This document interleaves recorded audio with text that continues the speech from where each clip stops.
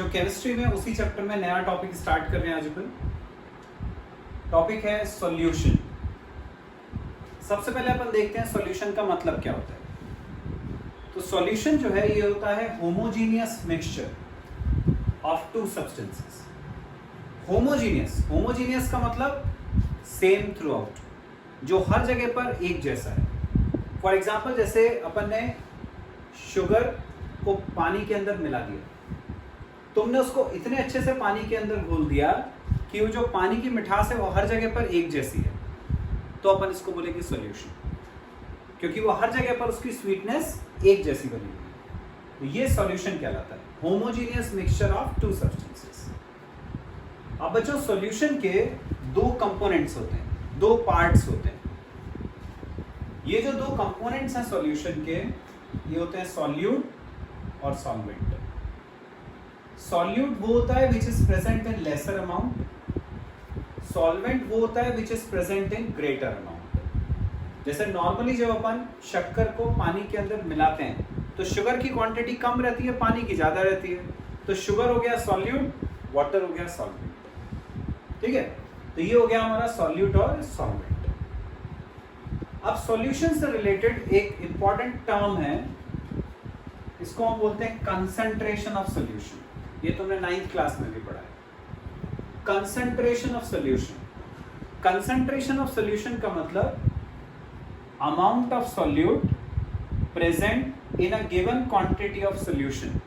मतलब अपन ने कितने सॉल्यूशन के अंदर कितने सॉल्यूट को मिलाया, इसको हम बोलते हैं कंसंट्रेशन ऑफ सॉल्यूशन। इसी को यदि फॉर्मूले के फॉर्म में लिखना है तो अपन ऐसे लिख सकते हैं, कंसंट्रेशन मतलब amount of solute upon amount of solution, और यदि तुम्हें परसेंटेज में एक्सप्रेस करना है तो इनटू 100। ये कंसंट्रेशन निकालने का फॉर्मूला हो गया, परसेंटेज में पता करना है। एक एग्जांपल देता हूं, जैसे मान लो अपन ने 20 ग्राम सोडियम क्लोराइड लिया NaCl in 80 gram H2। 20 grams of sodium chloride 80 grams of water में मिलाया। अब मैं तुमसे बोलता हूं कि बताओ कंसंट्रेशन क्या है। तो सॉल्यूट जो कम क्वांटिटी में था वो क्या था अपना NaCl, जिसकी क्वांटिटी कितनी थी 20 अपॉन नीचे अमाउंट ऑफ सॉल्यूशन। अब सॉल्यूशन का मतलब क्या होता है, सॉल्यूट और सॉल्वेंट दोनों मिला के टोटल। तो 20 NaCl और 80 ग्राम H2O मिलाकर टोटल कितना हो गया 100। नीचे 100 इनटू में 100, ये इनटू 100, ये कट गया तो ये आ गया 20। क्योंकि अपन ने इनटू 100 करा मतलब ये वैल्यू परसेंटेज में आने वाली है, तो कंसंट्रेशन हो गया 20%।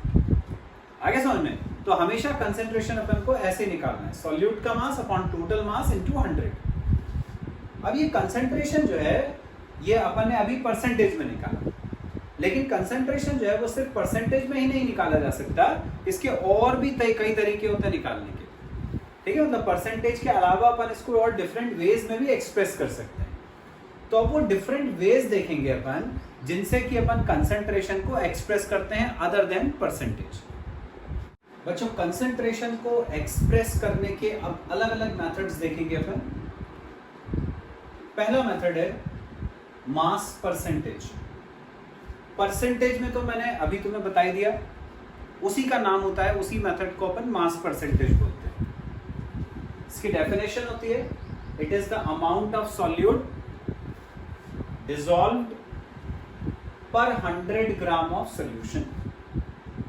मतलब पूरे सॉल्यूशन के 100 ग्राम में सॉल्यूट की कितनी क्वांटिटी प्रेजेंट है, इसको बोलते हैं अपन मास परसेंटेज। वही फॉर्मूला जो अभी मैंने पिछले क्वेश्चन में तुम्हें बताया था, मास परसेंटेज होता है सॉल्यूट का मास अपॉन सॉल्यूशन का mass into 100।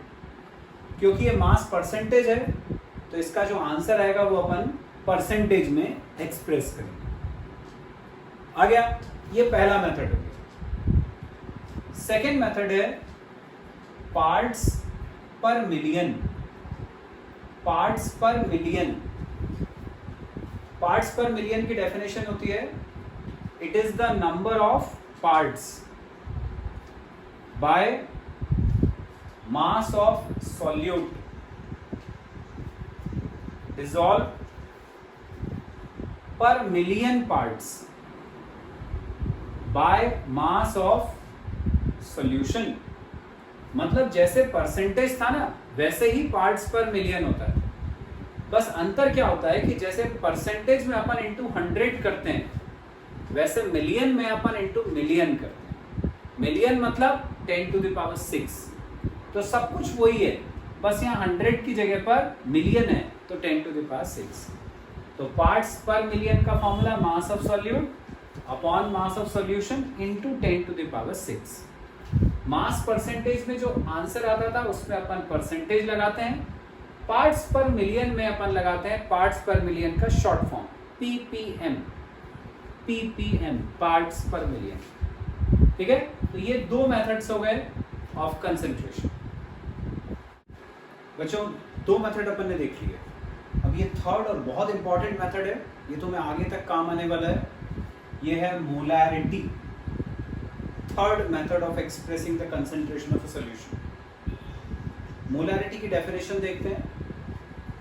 It is the number of moles of solute dissolve पर लीटर ऑफ सॉल्यूशन। मतलब किसी सॉल्यूशन के 1 लीटर के अंदर सॉल्यूट के कितने मोल्स प्रेजेंट हैं उसको अपन बोलते हैं मोलैरिटी। ठीक है, डिनोटेड बाय एम। मोलैरिटी को कैपिटल एम से डिनोट करते हैं। सॉल्यूशंस हैविंग मोलैरिटी 1, ऐसे जितने भी सॉल्यूशन होते हैं जिनकी मोलैरिटी 1 होती है उनको हम बोलते हैं molar solution. Solution having molarity 1/2, जिनकी मोलैरिटी 1/2 होती है उनको हम बोलते हैं सेमी मोलर सॉल्यूशन। सेमी मतलब हाफ। ऐसे सॉल्यूशन जिनकी मोलैरिटी 1/10 होती है उनको हम बोलते हैं डेसी मोलर सॉल्यूशन। ठीक है, तो मोलैरिटी का मतलब क्या हुआ, सॉल्यूट के कितने मोल्स को अपन ने सॉल्यूशन के 1 लीटर के अंदर डिसॉल्व किया, इसको बोलते हैं मोलैरिटी। मोलैरिटी को एम से डिनोट करते हैं। सॉल्यूशन की मोलैरिटी 1 तो मोलर सॉल्यूशन, 1/2 तो सेमी मोलर सॉल्यूशन, 1/10 तो डेसी मोलर सॉल्यूशन। ठीक है, अब बच्चों मोलैरिटी का फॉर्मूला होता है। मोलैरिटी होता है number of moles of solute upon volume of solution in litre. मतलब सॉल्यूट के कितने मोल हैं वो ऊपर रखना है, सॉल्यूशन का वॉल्यूम कितना है लीटर में वो नीचे रखना है। ये ध्यान रखना है कि वॉल्यूम लीटर में ही होना चाहिए, मिलीलीटर है, सेंटीमीटर क्यूब है वो नहीं चलेगा, लीटर में जरूरी है। अब अपन इसी फॉर्मूले को, मोलैरिटी का जो ये फॉर्मूला, उसी को एक और तरीके से लिख सकते हैं। दूसरे फॉर्म में लिखने के लिए हमने नंबर ऑफ मोल्स का फॉर्मूला पढ़ा था, वो लगा। नंबर ऑफ मोल्स होता है mass upon molecular mass. Number of moles का फॉर्मूला होता है मास अपॉन मॉलिक्यूलर मास, पढ़ा था अपन ने, n = m/n। ये जो फॉर्मूला है नंबर ऑफ मोल्स का, मास अपॉन मॉलिक्यूलर मास, इसको हम यहाँ रखते हैं ऊपर। तो ये जो नंबर ऑफ मोल्स है उसकी जगह रखा अपन ने मास अपॉन मॉलिक्यूलर मास, ये रखा मास अपॉन मॉलिक्यूलर मास। बाकी ये जो volume of solution in litre पहले से ही था नीचे, उसको हमने वैसे का वैसे ही रखा। ठीक है, तो बच्चों मोलैरिटी के 2 फॉर्मूले आ गए। एक तो ये वाला हो गया, यदि क्वेश्चन में तुम्हें नंबर ऑफ मोल्स दिए हैं तो ये वाला फॉर्मूला लगाओगे, यदि सॉल्यूट का मास दिया है तो ये वाला फॉर्मूला। इसमें सॉल्यूट का मास ऊपर रखना है, मॉलिक्यूलर मास नीचे, सॉल्यूशन का वॉल्यूम लीटर में नीचे रखना है। इससे मोलैरिटी होती है। जो भी मोलैरिटी का आंसर आएगा उसकी यूनिट होगी m, कैपिटल M। आगे तक तो बच्चों अपन ने देख लिया कि मोलैरिटी जो है वो कैसे निकालते हैं अपन। यदि नंबर ऑफ मोल्स दिया हो तो कैसे निकालते हैं, सॉल्यूट का मास दिया हो तो अपन कैसे निकालते हैं। अब मोलैरिटी से रिलेटेड एक और फॉर्मूला है, वो मैं तुम्हें डिराइव करके बता रहा हूँ। हमने पढ़ा मोलैरिटी होता है number of moles of solute upon volume of solution in litre. मान लो मोलैरिटी को यदि मैं m से डिनोट करता हूँ, कैपिटल M से, number of moles of solute को स्मॉल n, वॉल्यूम को v से क्रॉस मल्टीप्लाई करूं इसमें, तो n इक्वल टू हो जाएगा m इंटू वी। सपोज किसी सॉल्यूशन की मोलैरिटी m1 है, वॉल्यूम v1 है, उसके अंदर सॉल्यूट के नंबर ऑफ मोल्स n है। तो ये जो अपन ने फॉर्मूला बनाया n equal to m v, उसमें m की जगह मैंने m1 रख दिया, v की जगह v1 रख दिया, तो n आ गया m1 v1। इसको मैंने फर्स्ट केस मान लिया। अब सपोज उस सॉल्यूशन के अंदर अपन ने और पानी मिला दिया। यदि और पानी मिला दिया मतलब वॉल्यूम चेंज हो गया, बढ़ गया वॉल्यूम। अब यदि वॉल्यूम चेंज होता है तो मोलैरिटी के फॉर्मूले में तुम्हें दिख रहा है वॉल्यूम तो आता ही है, तो यदि वॉल्यूम चेंज हुआ तो मोलैरिटी भी ऑब्वियसली चेंज हो जाएगी। तो अब जो नया वॉल्यूम है वो मान लिया अपन ने V2 है, जो नई मोलैरिटी है वो मान लो M2 है। यहां पर N क्या था? N था number of moles of solute. अब अपन ने सिर्फ पानी और मिलाया था, जो सॉल्यूट था वो तो हमने नहीं मिलाया। जैसे मान लो अपन ने शुगर को वाटर के अंदर डिसॉल्व किया, तो जब तक अपन शुगर की क्वांटिटी को नहीं बदलेंगे तब तक सॉल्यूट तो नहीं बदलेगा, पर वॉल्यूम चेंज हो जाएगा तो मोलैरिटी बदल जाएगी। तो हमने क्या करा, वॉल्यूम चेंज कर दिया, मोलैरिटी बदल गई, पर सॉल्यूट की क्वांटिटी नहीं बदली, तो वो n का n ही रहा। ये सेकेंड इक्वेशन होगी। अब तुम्हें दिख रहा है दोनों की लेफ्ट हैंड साइड सेम है, तो अपन RHS को इक्वल कर सकते हैं।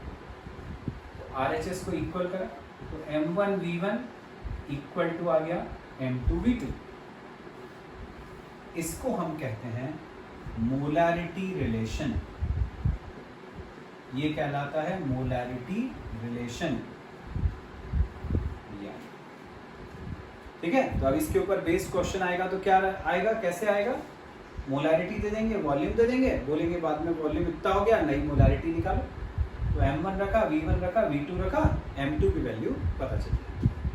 ठीक है, अब ये जो अपन ने फॉर्मूला बनाया अभी बच्चों, n equal to m v, इसी से अपन मिक्सचर की मोलैरिटी भी निकाल सकते हैं। मिक्सचर की मोलैरिटी मतलब इसमें तुम्हें दो सॉल्यूशन देगी। अब बोलेंगे अपन ने दोनों सॉल्यूशन को मिक्स करा, जब दोनों सॉल्यूशन को मिक्स करके उसका मिक्सचर बन गया तब उसकी मोलैरिटी कितनी हो गई वो पता करना है। ठीक है, तो वो कैसे निकालते हैं वो बताते हैं। मोलैरिटी ऑफ मिक्सचर देखें अपन कैसे निकालेंगे। सपोज एक सॉल्यूशन है, उसकी मोलैरिटी m1, वॉल्यूम v1। हमने ये वाले फॉर्मूले से उसके नंबर ऑफ मोल्स निकाले, n1 आ गया m1 v1। सेकेंड सॉल्यूशन के लिए n2 आ गया m2 v2। ठीक है, ये हमने n1 निकाल लिया, n2 निकाल लिया। दो मिक्सचर्स, दो सॉल्यूशंस थे।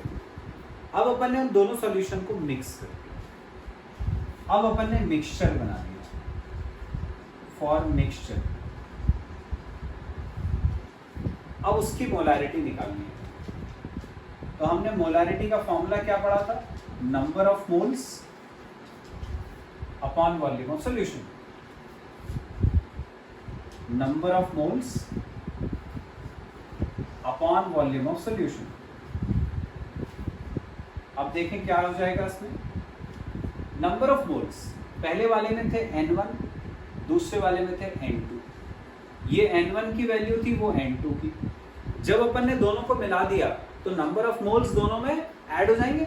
जैसे पहले में 10 मोल, दूसरे में 5, दोनों को मिला दिया तो 15 मोल।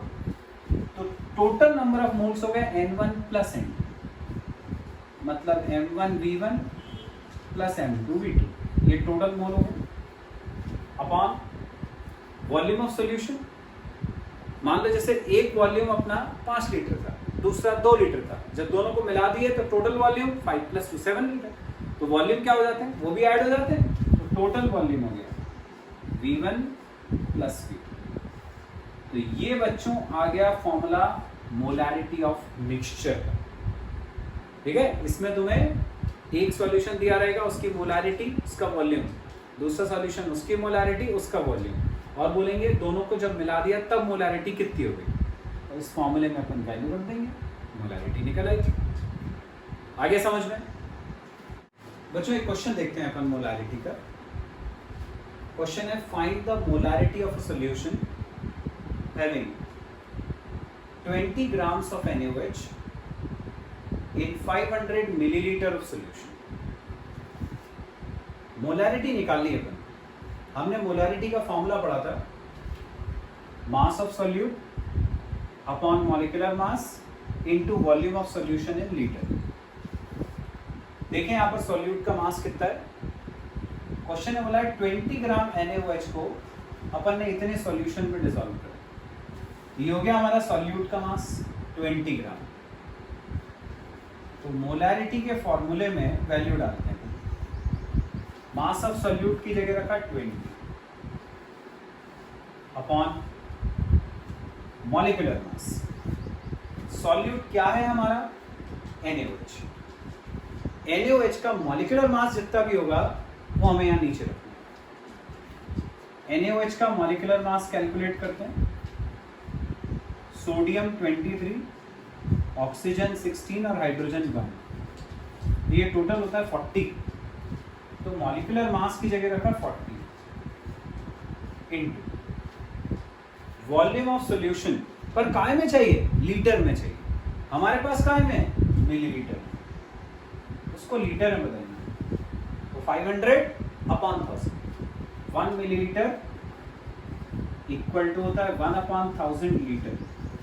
तो 500 को 1000 से डिवाइड करा, वो 1000 ऊपर चला।